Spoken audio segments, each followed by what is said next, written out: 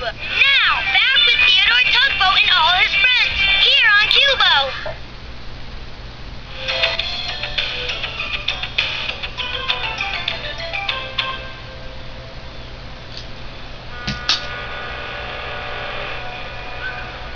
Hello. There he is again. You hear that? That's a ship coming into the big harbor. Yep, there he is. I can see him now. You can certainly hear him, too. Between you and me, he sounds like he's in a very grumpy mood.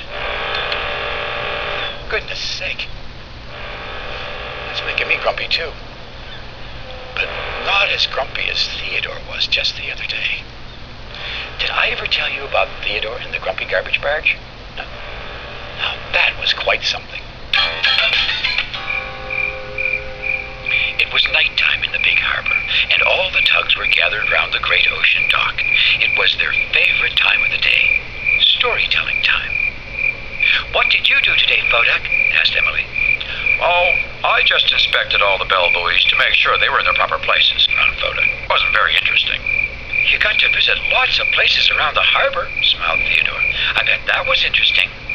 Well, said Fodak, smiling a little now, while I was out near the sandy cove, I did see a big school of fish. A fish school, said Hank. Were they learning how to swim? The other tugboats laughed. Hank, said George, a school of fish means a bunch of them swimming together. They're not really going to school. Oh, said Hank. Fodak smiled at Hank. Theodore, I almost forgot what an interesting day I really did have. But thanks to you, it seems much better now. Theodore smiled. But he was still a bit puzzled. How can I make a day better than it already is? He wondered to himself. Bright and early the next morning, Theodore set off for work. The sun was shining. The sea breeze was sweet and gentle. Oh, he felt happy. How's the weather up there, Benjamin? He said as he passed under the bridge. Hello, Theodore, bellowed Benjamin. Blue Nose, the grand sailing ship, was out for her morning sail. Hello, Blue Nose, called Theodore. You sure look beautiful with your sails full of wind. Why, thank you, Theodore, replied Blue Nose, with a smile in her voice. You've really spread the sunshine around. Sometimes, thought Theodore, Blue Nose said funny-sounding things. Theodore did feel like he had swallowed a big beam of sunshine. What a great day, he shouted. Now, Theodore's job that day was to move Guysborough. Guysborough is a garbage barge who lives near the junk dock. Hi, Guysborough, called Theodore, smiling his sunniest smile. I'm moving you today. How are you? Awful, grumbled Guysborough.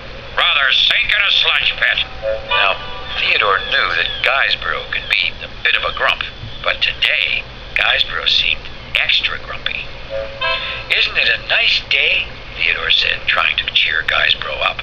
No, frowned Guysborough. It is not a nice day. In fact, it is extremely yucky.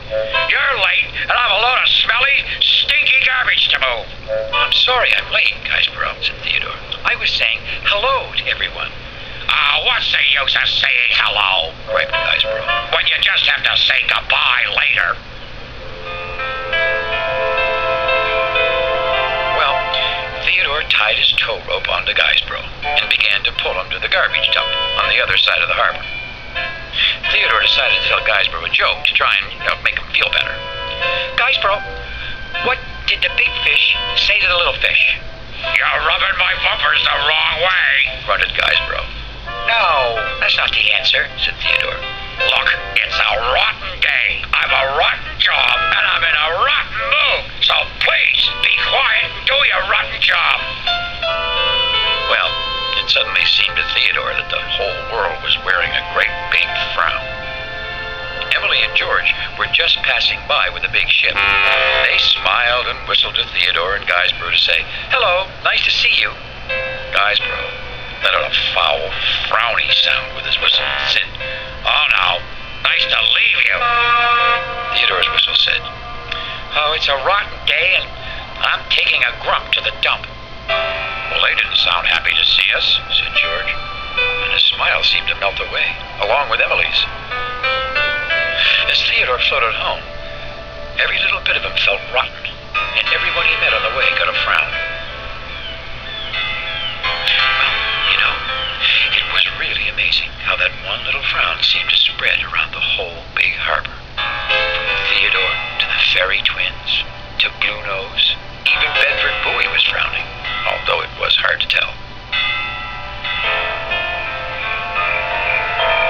That night, all the tugs were gathered round the great ocean dock for their usual storytelling. "What did you do today, Theodore?" asked Hank. Nothing, thundered Theodore. I had a rotten day. I had a rotten job, declared George. rotten harbor, Said Emily. rotten dock. Fumed Foduck. Oh, Said Hank. The tugs all turned to their places at the dock. And that night, throughout the whole harbor, everything was grumpy and silent. rotten good night. Mumbled Theodore.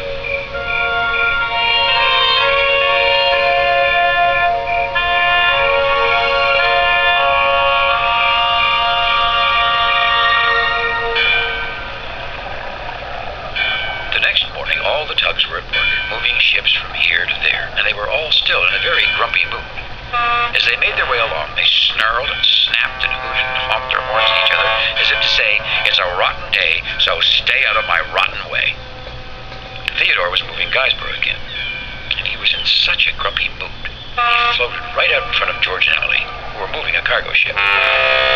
You're in my way. Shouted Theodore. We were here first. Growled George and Emily. Foduck and Hank floated by, pulling another ship. You're blocking the harbor. Said Foduck. Am not. Scowled Emily. The tugs all felt too rotten to be nice and move out of the way. Soon everyone was in a great big snarling, snapping, hooting, honking traffic jam, right in the middle of the big harbor. It was loud. The visiting ships couldn't believe it. "I thought this was a friendly harbor," said one.